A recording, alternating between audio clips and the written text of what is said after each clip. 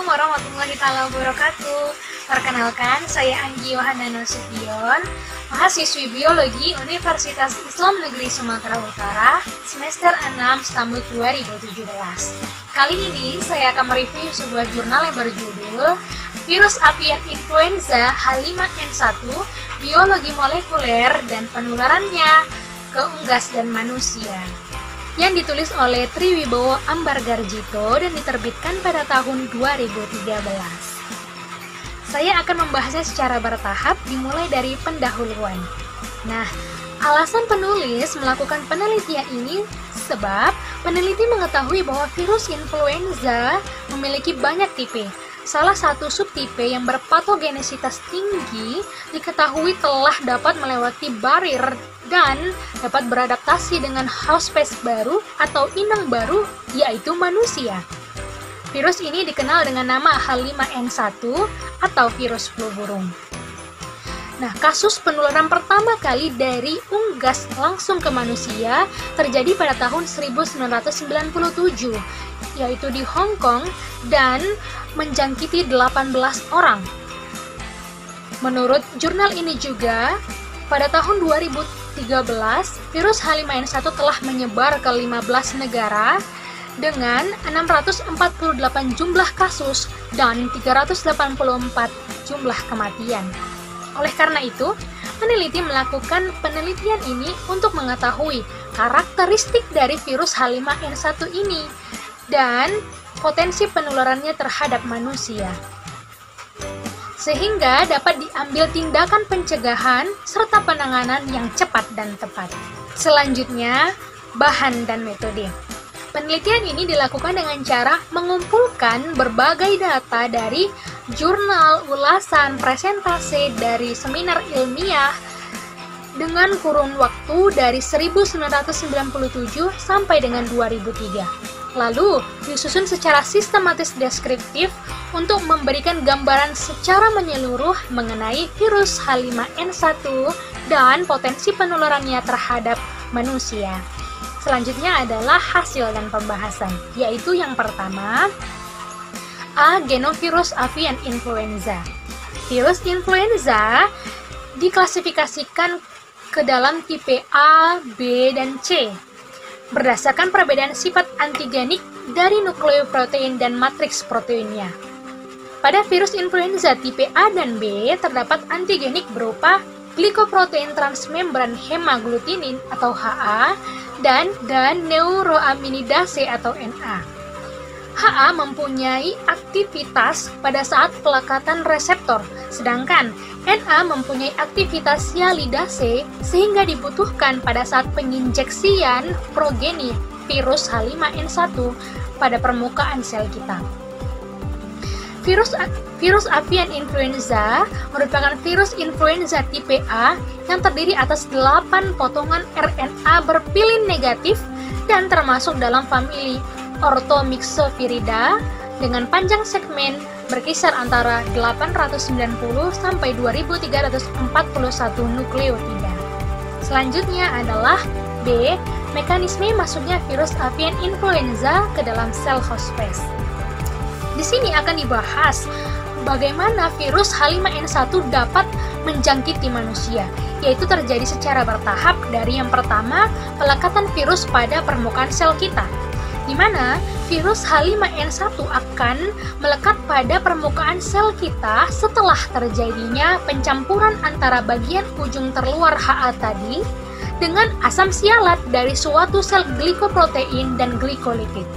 Setelah melekat pada permukaan sel kita, virus akan masuk dan menyatu dengan sebuah ruang endosom sel. Dengan demikian terjadilah fusi antara membran virus dengan membran lisomal. Selanjutnya adalah pelepasan selubung virus serta sintetis RNA dan protein virus. Proses ini merupakan proses yang sangat penting bagi keberhasilan virus untuk hidup di dalam sel kita.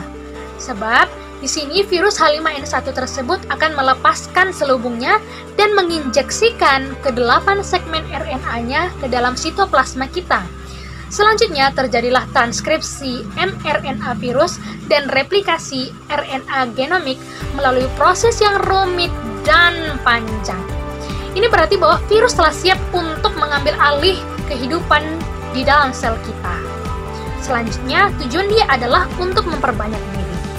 Setelah virus memperbanyak diri, maka dia siap untuk keluar dari sel kita dan menuju ke organ-organ tubuh lain seperti saluran pernapasan dan usus.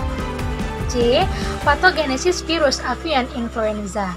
Di sini akan dipaparkan bagaimana virus H5N1 dapat menjadi virus yang berpatogenesis tinggi, di mana virus avian influenza yang sangat berpatogen itu dikenal berasal dari subtipe H5 dan H7. Biasanya, virus-virus H5 dan H7 dapat bertahan stabil dalam host spes alamiahnya, yaitu unggas, di mana infeksi virus influenza A pada unggas air seringkali tidak menunjukkan adanya gejala klinis. Namun, setelah virus ini menulari manusia, host spes barunya, maka dia akan mengalami masa sirkulasi yang bervariasi, tidak pasti, dan mengalami adaptasi. Maka, virus avian influenza tadi dapat mengalami mutasi menjadi bentuk yang berpatogenesitas tinggi. Patogenesis virus pada manusia. Nah, di sini akan digambarkan bagaimana virus H5N1 dapat memiliki tingkat patogenesitas yang tinggi terhadap manusia. Di mana setelah virus H5N1 menjangkiti manusia, maka akan terbentuk sitokinin dalam jumlah yang banyak untuk menekan replikasi virus tadi. Tapi justru hal ini yang menyebabkan kerusakan kepada jaringan paru yang lebih luas dan berat. Bahkan dapat menyebabkan pneumonia interstitial. Proses selanjutnya ialah terjadinya eksudasi, edema intraalveolar, dan mobilisasi sel-sel radang. Sel radang kemudian akan memproduksi banyak sel mediator peradangan, yang secara klinis keadaan ini disebut dengan ARDS atau Acute Respiratory Distress Syndrome.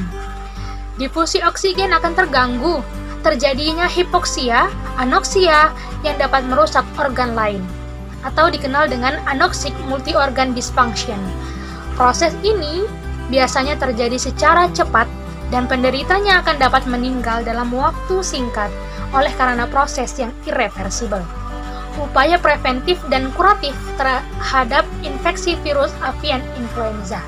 Penularan virus H5N1 kepada manusia baik secara kontak langsung maupun tidak terhadap unggas tadi dilaporkan telah banyak mengakibatkan kematian. Upaya pengobatan yang dapat dilakukan ialah dengan amantadin dan oseltamivir. Berdasarkan gambaran farmakologi, pemberian oseltamivir menjadi pilihan pertama saat ini, hingga uji klinik lebih spesifik dilakukan. Yang terakhir adalah kesimpulan.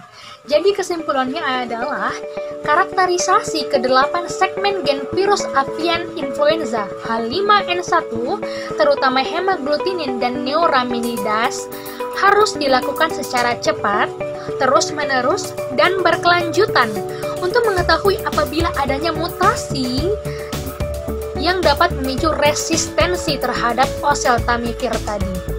Dan pengembangan vaksin perlu dilakukan secara lebih luas guna mencegah penyebaran virus avian influenza.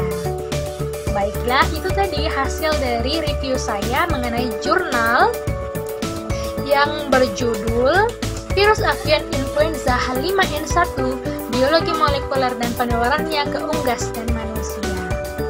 Baiklah, sekian dari hasil review saya. Saya tutup dengan terima kasih. Wassalamualaikum warahmatullahi wabarakatuh.